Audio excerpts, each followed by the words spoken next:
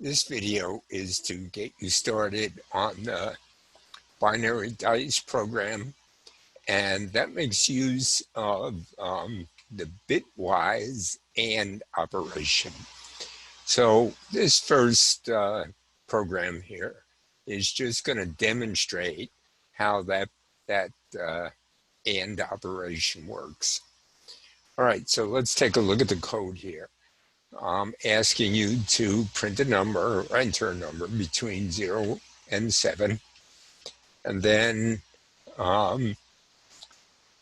it's being stored in this variable called num. And then it's going to print that number that you entered in binary.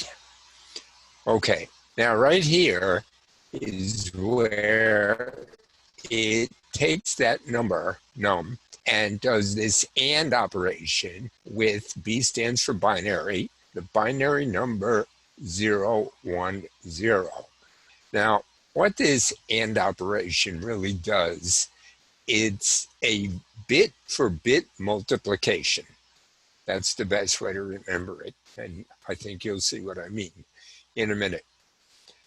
Okay, now, then this finally says it's going to take the result, by the way, of this operation and store it in this variable called result. And then it's going to take that result and print it out in binary. Okay, so let's start the simulation. And let's start entering the number 5.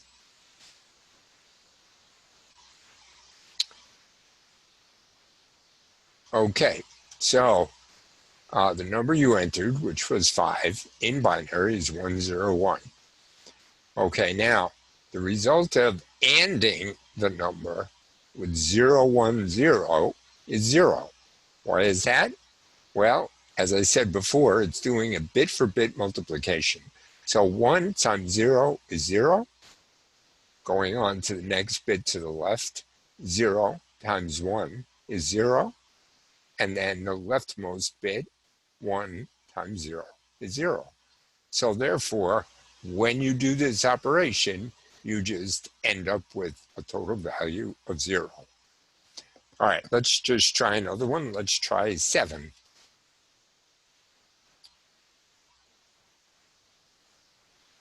Okay, the binary value of 7 is 111. And when I do the AND operation with 010, I get 10. There's actually a 0 here on the leftmost bit, but it's not showing it because it's doesn't change the number anyway. So just once again to review this, the least significant bit, 1 times 0 is 0. Next bit, 1 times 1 is 1. There's the 1 right there. And then 1 times 0 is 0. And then that leading 0 is just not showing up. Okay, now, the way that you can use this in the binary counting program is demonstrated in this program. Okay, the simulation is running, so I can start out with a number. So I'm going to enter the number 5. You'll notice here it says enter a number between 1 and 6. I'm going to enter the number 5, and you can see that the number 5 shows up in binary. This is the 1's place, 2's place, 4's place. So 4 and 1 is 5. That's correct. How does it do that? Well, we've got these 3 digital write statements.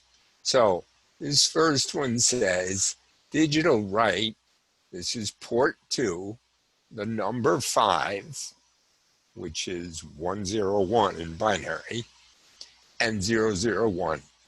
So that means, again, it's going to do that bit for bit multiplication.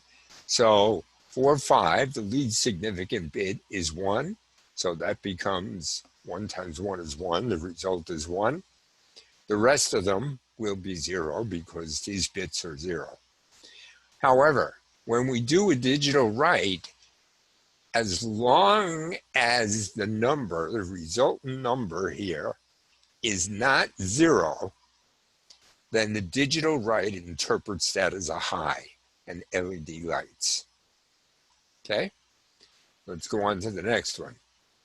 Okay, this one is port 3, so that's this particular LED right here.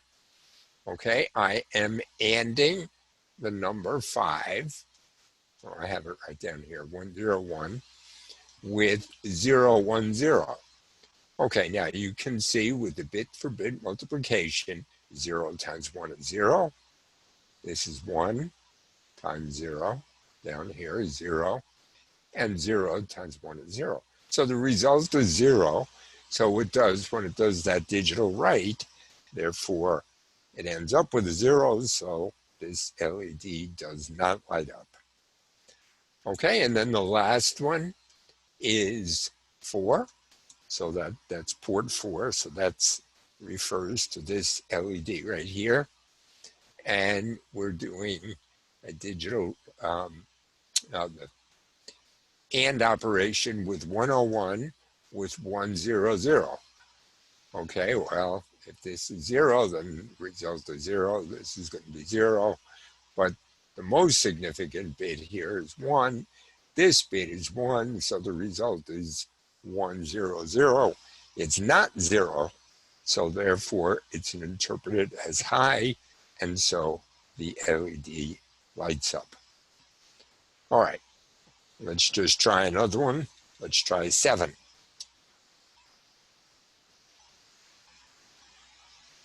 Okay, so 7 is all ones, so therefore all the LEDs light up. This one has a 1 in it, so that one's going to light up. This is going to light up, and this one is going to light up. Okay, so you can try any ones you want. If I entered 0 here, it would all go out because I'm doing that bit for bit multiplication with all zeros, so that guarantees that every one of these is going to be 0, and that's going to mean none of the LEDs will light up. Okay, now the last circuit is just going to be showing you, I'm not going to show you the code, but this is just going to show you how the circuit is supposed to run.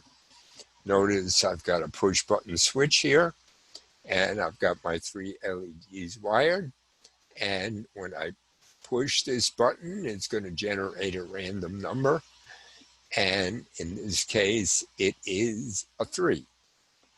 Okay, that this LED lights up. This one does not. This one does not. Push the button again. A little bit of a lag time here that you don't really see on the real Arduino. Looks like a 3 again. Let's try it again.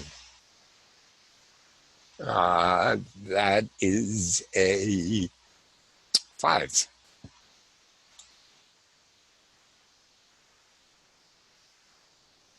And that's a 4.